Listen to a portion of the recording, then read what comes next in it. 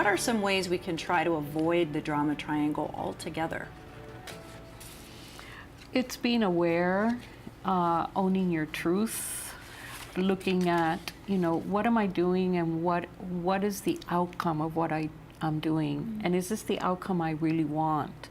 And if that's not the outcome I want, then I need to change my view, I need to change my choices, which will ultimately change the behavior, which is cognitive behavioral therapy, which is a lot of what we deal with. And but it's owning it. It's not being in denial. In the substance use disorder world, denial is don't even know I am lying. So let's not be in denial.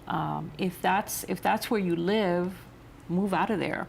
Yeah. Because it's not conducive to anything that I need in my life if I'm just not aware and denying everything that's happening. Oh no, it's really not happening, but it is, and it's the truth. Until I own that truth, until I embrace that truth, until I'm ready to transform the truth, then I'm just recycling. Right.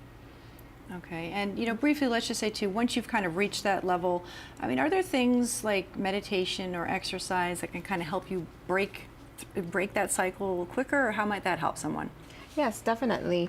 Exercise is good in general for mental health. So that's definitely something that people want to be doing. Meditation is also great. So when you fall into these different roles, it's because you have a need that you need met. And you try to meet those needs in an unhealthy way. So replacing those unhealthy habits with healthy habits like meditation, like eating healthy, like exercise, having healthy relationships around you, those could definitely help.